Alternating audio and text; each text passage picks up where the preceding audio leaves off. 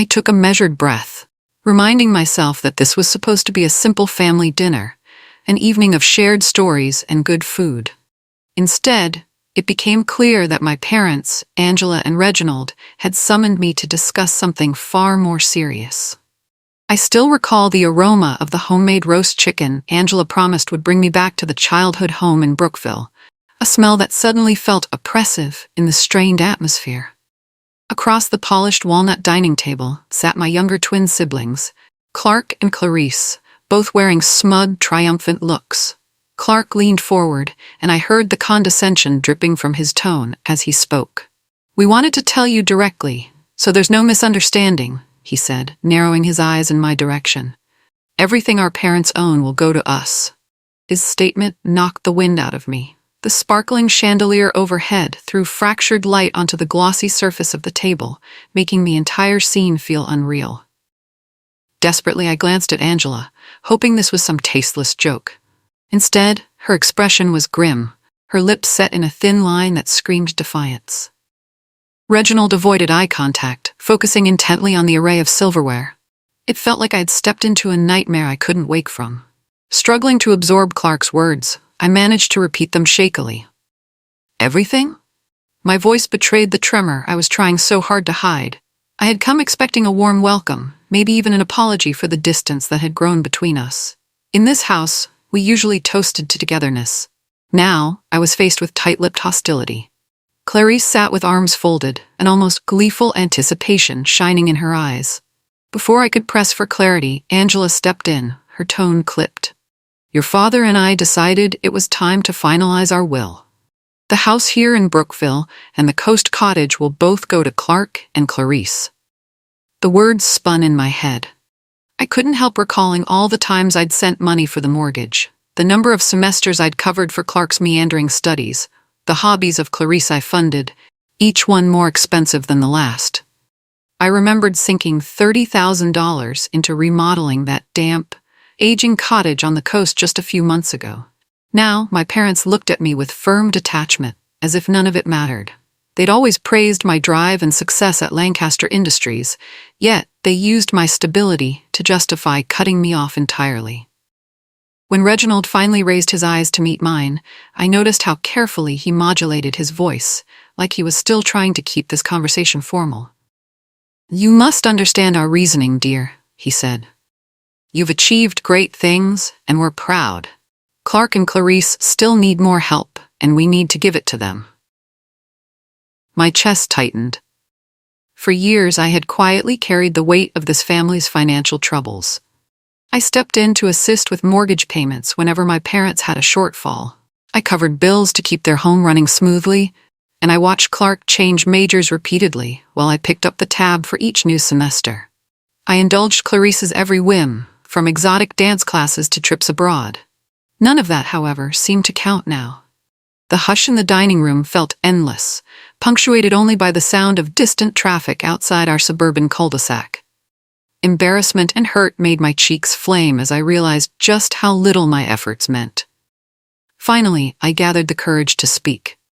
"So this is my reward for paying your mortgage, helping with tuition, and fixing that cottage? Disinheriting me because I made something of myself." My words reverberated in the silence. Angela's long, exasperated breath sliced through the quiet. "This is exactly why we hesitated to tell you," she said, rolling her eyes.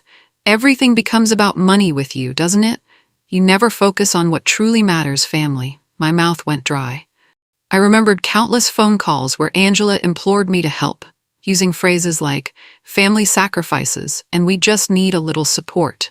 Now, the same mother who insisted family was everything was accusing me of being fixated on money. Across the table, Clark gave a contemptuous chuckle. "You're acting like some kind of martyr," he said, leaning back in his chair. "Nobody forced you to open your wallet. You just liked the sense of power it gave you." Clarice let out a low laugh and tossed her hair over her shoulder. "Or maybe you thought if you bought us enough gifts and bailed us out, Mom and Dad would finally love you as much as they love us," she added. A sharp pain tore through my chest at her words. Worse, Angela and Reginald said nothing in my defense. Their silence spoke volumes, reinforcing what Clarice had just implied, that my parents condoned every nasty thing my siblings threw at me.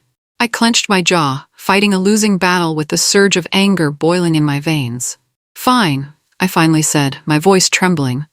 "You're right, nobody forced me, but from now on, no one can guilt me into being the family's personal ATM. Unfinished." Pushing my chair back, I stood, leaving my plate half full of roast chicken. The meal I had once looked forward to was now a bitter symbol of my foolish optimism. I strode out to the hallway, grabbed my jacket, and stepped outside without looking back. The door's sharp closure behind me felt definitive, like drawing a line I could never cross again.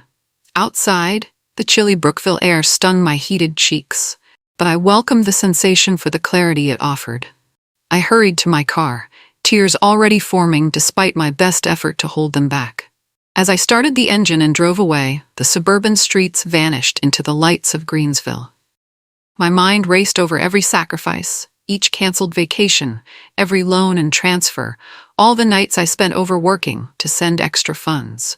Realizing that my own parents viewed me only as a financial asset was devastating. Yet there was a flicker of something like relief, too. When I reached my apartment, a sleek loft in downtown Greensville, I felt oddly disconnected, as though I was stumbling into a stranger's home. The space, once my sanctuary, now felt tainted by the evening's poisonous conversation. Hoping to soothe my nerves, I retrieved a bottle of vintage rosé I'd saved for a special moment. It seemed appropriate to mark the end of my old life in some small, symbolic way. Settling onto my couch, I let the first sip heat my chest. Tears blurred my vision, but I took deep, measured breaths. As the minutes dragged, my thoughts circled back to one inescapable fact. I had been funding my family for years. How many times had I quietly depleted my savings just so Angela and Reginald could remain comfortable? I opened my banking app, and the automated payments scrolled before me like a list of accusations. $1,800 monthly for their mortgage, $600 for bills, smaller transfers labeled family help. My heart pounded, but I pressed cancel on each one, ignoring the fear coiling in my gut. The confirmations popped up like small, defiant fireworks. Tonight, I was finally severing the financial chains that had bound me for far too long. I was exhausted, yet sleep refused to come. The scenes from dinner replayed relentlessly in my mind.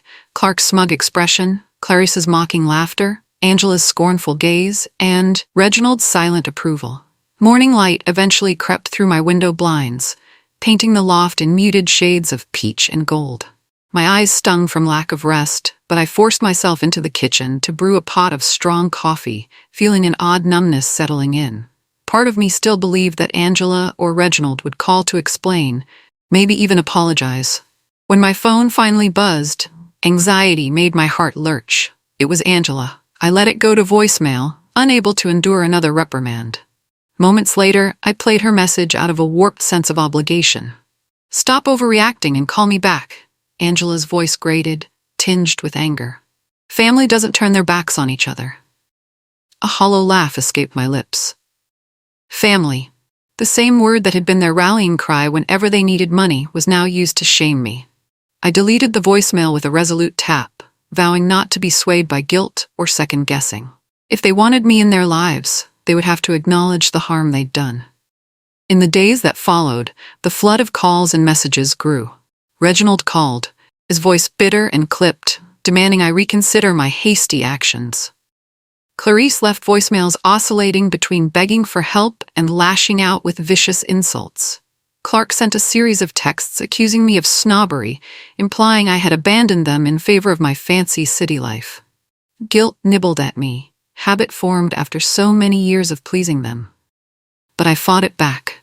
I pictured every redlined month in my bank statements, the endless nights at Lancaster Industries where I worked overtime to keep up with their demands.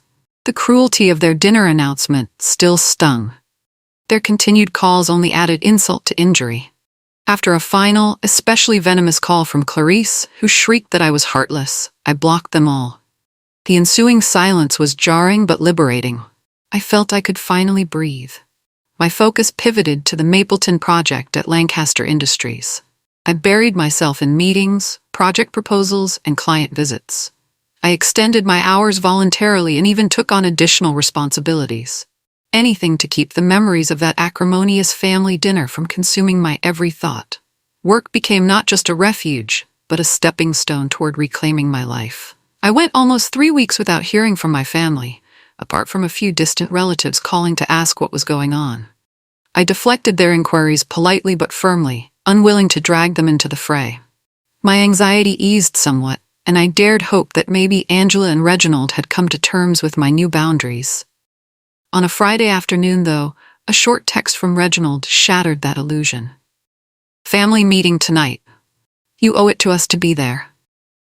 My heart hammered so loudly I could almost hear it echo in my quiet office. Did I owe them anything anymore? After everything, it felt almost absurd to consider attending. Still, a stubborn part of me wanted to believe there was a possibility of resolution. Before I could talk myself out of it, I typed a one-word reply: "Fine." The drive back to Brookville felt interminable. I passed the same manicured lawns and neat rows of houses that now seemed ominous under the weight of my dread. When I pulled into the driveway, Clark's shiny sports car and Clarice's vibrant coupe were already parked, looking like symbols of their entitled lifestyle. My stomach twisted in knots as I walked up the familiar front steps, prepared for yet another confrontation. Angela opened the door and waved me inside like a reluctant guest. I stepped into the living room, instantly feeling a heavy tension in the air. Reginald stood by the mantel, arms crossed, face stern. Clark and Clarice sat across from each other, expressions like coiled springs ready to unleash. The biggest surprise was seeing my Aunt Roxanne perched on an armchair in the corner. She greeted me with a sad, sympathetic smile, and I wondered what role she was here to play. Reginald cleared his throat. "We arranged this meeting to get things straight," he announced, fixing me with a disapproving glare. "Your mother and I assumed you'd come to your senses after all this. Evidently, that hasn't happened." My pulse pounded. "Come to my senses?" I repeated, struggling to keep my voice even. "You disinherited me after years of my financial support. What sense am I supposed to see in that?" Angela rolled her eyes. "Stop acting like you funded our entire lives," she said sharply. "You helped here and there, but Clark and Clarice need every bit of stability they can get. You've always put career above us." Each word felt like a blow. I could hardly believe their audacity. Trying to remain composed, I took a slow breath. "You call it career focus," I said, voice unsteady but firm. "I call it making enough money to pay the mortgage when you fell behind and to rescue Clark from tuition disasters. Do you have any idea how many holidays and weekends I gave up?" Clark scoffed openly, folding his arms. "Nobody asked you to sacrifice so much," he said dismissively. "You did that for your own reasons." Clarice arched an eyebrow. "Frankly, if you'd been less desperate to play hero, you might have a family of your own by now. But hey, thanks for picking up all those tabs." The words hit like knives, each one twisting a bit deeper. Aunt Roxanne shifted uncomfortably, but still, she said nothing to intervene.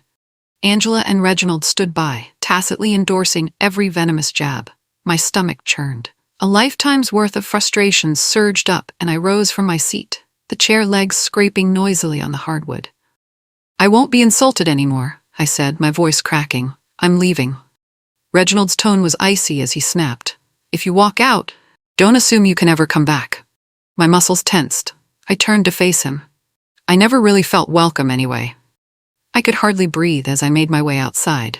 Each step toward my car felt heavier than the last, like I was wading through a swamp of anger and sadness. The chill of the Brookville night air nipped at my skin, but I welcomed it after the suffocating hostility indoors. I drove back to my loft in a daze, eyes stinging with tears I refused to shed in front of them. Once inside, I sank onto the floor in the entryway, letting the shock settle over me. My heart thudded so violently I could feel each pulse through my fingertips. A soft knock at my door startled me. Wiping my face hastily, I peered through the peephole to see Aunt Roxanne standing there, looking as worn and weary as I felt. I opened the door, relief washing through me at the sight of a friendly face. She pulled me into a warm hug right away. "I'm so sorry," she whispered, voice thick with emotion. "They've gone too far. Please believe you deserve better than this." I clung to her, finally allowing the tears to come. Roxanne's presence was a balm for my frayed nerves, offering the unconditional support I had always hoped to find in my parents. We moved to my sofa, the lights of Greensville shimmering through the large windows. Roxanne squeezed my hand. "They're pushing you because they're afraid," she said softly. "Clark and Clarice have never had to face real consequences, and Angela and Reginald made them that way. Now that you're standing up for yourself, they're terrified of losing control." Her words rang true. I thought back to all the times I absorbed the cost of Clark's impulsive decisions or Clarice's latest outlandish project. I'd done it because I cared, but they'd interpreted it as weakness to exploit rather than an act of love. "I just wanted them to value me," I admitted, tears brimming again. "To appreciate that I sacrificed so much for them. Instead, they act like I'm selfish." Roxanne's eyes filled with compassion. "They won't change unless they're forced to," she said gently. "And that's not your responsibility anymore." I nodded, swallowing a lump in my throat. The night faded in a haze of quiet conversation, with Roxanne reassuring me that standing up for myself did not make me cruel. As dawn broke, I felt a hesitant sense of hope. Maybe I could finally live without the invisible shackles of my family's demands. Falling into a new routine, I diverted all my energy into the Mapleton project at Lancaster Industries. The deadlines and constant stream of obligations were a welcome distraction. Work also became a testing ground for my renewed self-confidence. I no longer lived in fear of my phone buzzing with another crisis from home.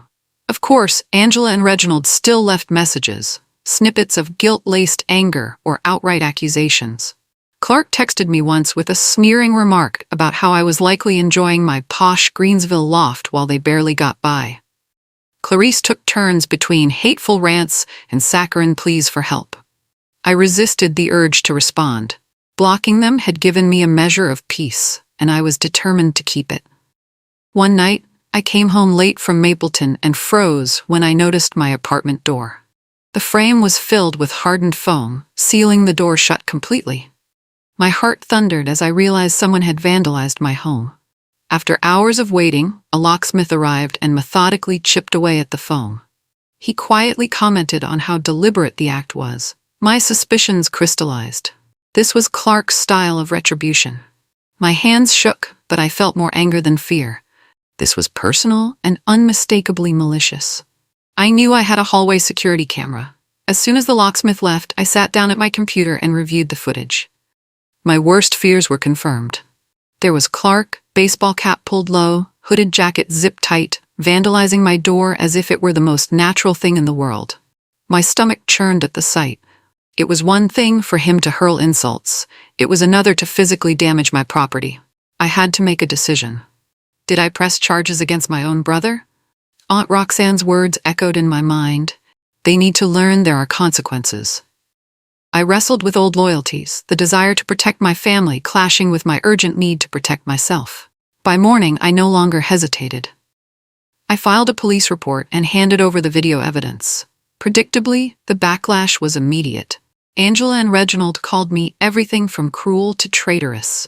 Clarice claimed I was destroying the family name. Clark insisted I drop the charges, sneering that I'd never dare let it go this far. But I insisted he pay for the damages, $3,000 for repairs, or face legal trouble. Reginald accused me of extortion, but I stood my ground. Enough was enough. Reginald hung up on me in a rage. I returned to my life, weary but resolute. The next day, my bank showed a new deposit, exactly $3,000 labeled final payment. I stared at the transaction, feeling a jumbled wave of relief, sadness, and muted triumph. This was never about the money. I wanted them to understand that they couldn't trample over me anymore. Clark's attempt at vandalism had backfired, forcing him to recognize a boundary that wouldn't budge. For a few weeks after that, they all went quiet. No frantic messages, no desperate calls. I suspected they were too stunned to respond after being forced to make amends financially. In that silence, I felt the first true taste of liberation. No more monthly allowances disappearing from my account. No more crises on the phone at 2 a.m. My time and resources were my own to control for the first time in years. I decided to treat myself by planning a trip to Spain, something I had postponed endlessly because of family obligations. As I booked flights and scanned itineraries, I was almost giddy. It felt like a door had finally opened, inviting me to reclaim my life. Before flying to Spain, I made sure the Mapleton project wrapped up smoothly. The final inspections went better than expected, and my managers at Lancaster Industries were thrilled with the project's success. I even received a little write-up in a local architecture magazine, praising my efficiency. Every congratulatory word felt like a balm to my raw wounds. I wouldn't say I'd completely healed from my family's betrayal, but I was discovering how much easier it was to focus on myself when I wasn't under constant financial and emotional siege. Of course, I still felt pangs of regret. I thought about Angela and Reginald, remembering the times they'd seemed like doting parents, reading to me when I was younger, cheering at my school performances. It clashed cruelly with the coldness they now showed. Sometimes I wondered if I could have done something differently to salvage a shred of familial warmth. But then I recalled the manipulation and endless demands. The truth was that our family dynamic might never have been healthy at all, and I was only waking up to it now. With my suitcase packed and my passport ready, I stepped onto the plane, adrenaline mingling with excitement. For once, I was doing something solely for my own fulfillment. Spain was everything I dreamed it would be. I wandered the winding streets of Barcelona, stood in awe of modernist architecture, and savored the richness of tapas and local wines. Each day brought new sights and sounds, letting me immerse myself in a culture far removed from the suffocating drama back home. The Mediterranean air carried with it a sense of renewal. My mind finally began to quiet, freed from the barrage of calls and messages. Late at night, though, a trace of melancholy sometimes crept in. I'd stare at the moonlit skyline, remembering Clark's sneering face, Clarice's biting words, and my parents' hardened expressions. I wondered if I was simply escaping my problems rather than facing them head-on. Yet each morning, I'd wake to vibrant city life and realize that my decision to distance myself was valid. It wasn't cowardice. It was self-preservation. With every church I visited, every marketplace I explored, I reminded myself that there was more to life than being a permanent lifeline for people who offered little but criticism in return. By the time I boarded my return flight to Greensville, I felt a sense of calm determination settle over me. I was living on my own terms now, and that was worth protecting. Back in Greensville, I found a new sense of normalcy. The stress and anxiety that once hovered over my every move dissipated. I joined a hiking club to explore the Cedar Ridge foothills, reconnecting with an old passion I'd shelved to handle family emergencies. On one of those hikes, I met Alexander. He had a wide, contagious grin and asked me about my interest in architecture, listening intently, without judgment. At first I held back, unsure if I could trust anyone new, but Alexander's warmth and gentle curiosity made it easy to let down my guard. We bonded over shared hikes, post-trek coffees, and deep conversations. What started as tentative friendship grew into something more genuine. I realized that, for the first time, I was forging a relationship with no strings attached. No money lines, no emotional blackmail, just respect, mutual support, and affection. It felt liberating in a way I could hardly describe. The cooler weather set in, transforming Greensville's streets with fall colors. I caught myself smiling more, finally allowing small joys to weave into my daily life. Yes, my family had left a deep scar, but I wasn't shackled by their drama anymore. And that freedom was a gift I was learning to cherish. I still got updates about my parents through Aunt Roxanne, though not by my own choice. One night, she called to say, Angela's taken a job at a neighborhood cafe, and Reginald's doing manual work at a hardware store. They're both exhausted. I felt a pang of remorse, but it was smothered by the memory of how easily they dismissed all I had done. Clark was still hopping between temp jobs, complaining that I had abandoned him. Clarice chased after social media fame, though from what I heard, her efforts were going nowhere fast. Hearing about their struggles left me with conflicting emotions, regret that they were suffering, but also relief that I no longer had to bail them out. They're telling everyone you forced them into this mess? That Roxanne added gently. They say you cut them off without warning. Her voice brimmed with frustration. I felt my anger stir. I had quietly poured money into their lives for years. Had they really expected a never-ending well of handouts? I decided I wouldn't let them twist the truth. That night, I typed up a post on social media explaining everything, from the mortgage payments to Clark's phone vandalism. I included specifics, dates, and costs, refusing to stay silent any longer. I hit post, and the reaction was instantaneous. Friends and distant relatives flooded the comments. Some expressed shock at the scope of my financial support, others empathized with my predicament, and a few chastised me for exposing family business. The negative remarks stung, but I was determined not to hide my side of the story. I'd buried it too long. Angela wasted no time. She called me, her voice quivering with rage. "How dare you make us look like beggars?" She demanded, barely letting me get a word in. "You're selfish and vindictive. We're your parents, and you owed us respect." My patience frayed. "Respect goes both ways," I fired back. "I kept your house afloat and paid for Clark and Clarice's every whim. You dismissed my efforts and called me selfish. I'm just telling the truth you tried to bury." She hung up, leaving me shaking with anger. Still, I felt a curious sense of peace settle over me. I had finally taken control of my narrative, instead of allowing them to redefine it. Yes, my family was unraveling in a very public way, but I could no longer stand by and let them smear me as the villain. I had earned the right to defend myself. The fallout was swift and fierce. Some cousins accused me of betraying family loyalty, echoing Angela's stance. Yet others, especially those who knew bits of the story, came forward with support. They admitted they had no idea how deeply I had been involved in keeping our family afloat. Aunt Roxanne traveled around, quietly confirming my claims to those who asked her directly, easing doubts that maybe I had embellished facts. At times, the stress of this online feud felt suffocating. But Alexander helped anchor me. When my temper threatened to spiral, he'd cook me a simple dinner or suggest a long walk by the river, reminding me that my life was no longer tethered to their manipulation. The Mapleton project continued to progress, and I threw myself into the work with renewed focus. My managers at Lancaster Industries noticed and entrusted me with more responsibilities. Each professional success felt like a symbolic reclaiming of what I'd lost over the years: time, energy, and self-worth. With no one siphoning away my resources, I saved more, allowed myself small indulgences, and even set aside funds to someday launch a private consulting wing under the Lancaster umbrella. Slowly but surely, I was building a stable foundation for my future. As the months rolled by, the holiday season loomed. In Brookville, Angela and Reginald's financial struggles deepened. They couldn't secure loans due to staggering debts. Clark's social media rants painted me as an ungrateful sibling who'd left him in the lurch. Clarice posted curated photos that hinted at a high life, but they were illusions. Meanwhile, I learned to lean into my newfound peace. For Thanksgiving, I hosted a modest gathering in my loft for close friends Alexander and Aunt Roxanne.